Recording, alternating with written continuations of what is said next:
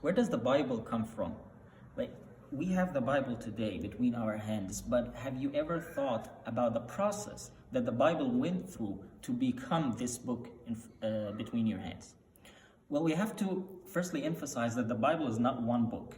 It's a group of books that are different between the Catholic, Protestant, and Orthodox canon. And it's divided to the New Testament and the Old Testament. We're gonna emphasize the New Testament in this short. So the New Testament has the first complete manuscript of the Bible is Codex Sinaiticus and Codex Vaticanus. And those are like 300 years after Jesus ascended. So in the 4th century. So what was before that?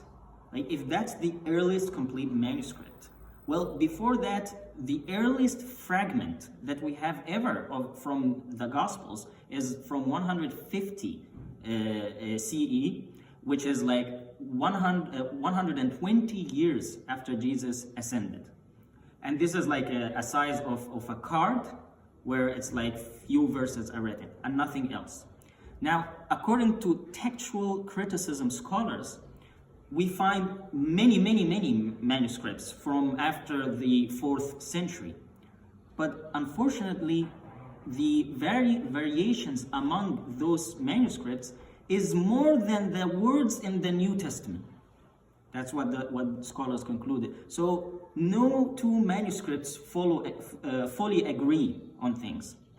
Now, another important detail is that we don't know who authored the New Testament. We don't know the authors of these Gospels. We know that Paul has written the letters of Paul. But Mark didn't write Mark, Luke didn't write Luke, John didn't write John, and Matthew didn't write Matthew. But how do we know that? Actually, the first time, so if these people really authored these Gospels, then you would find a sign in their writings about them. Nowhere in the Gospels do they say, oh, I am Mark and I'm writing this, or I am Luke and I'm writing this. So how did they get these names? If you track it historically, you would find that the first mention of the Gospels under these names was in 180 CE, by a church father, Irenaeus of Lyon. Before that, people did not mention, the church fathers, when they mentioned the Gospels, they did not mention Gospel of Mark, Gospel of Luke, Gospel of John.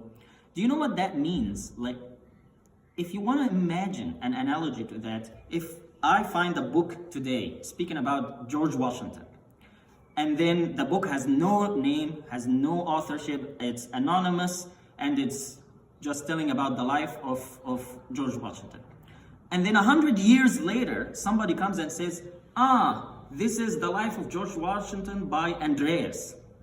And then 1,000 years later, people come and say, this is the life of George Washington by Andreas, the student of Richard Nixon. And then 1,000 years later, somebody comes and says, Andreas was inspired by God. This is exactly what happened with the Gospels. Anonymous authors, people circulated them, and then a church father started calling them Mark, Luke, Matthew, and John to give them legitimacy. And then they were kept copied, change it,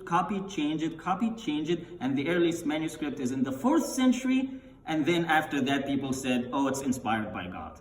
So how can you trust something like that?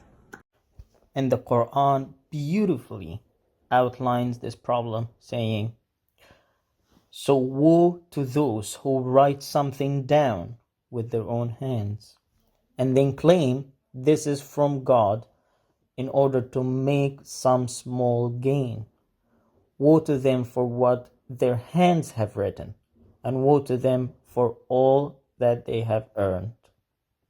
Quran, Surah Al-Baqarah 279.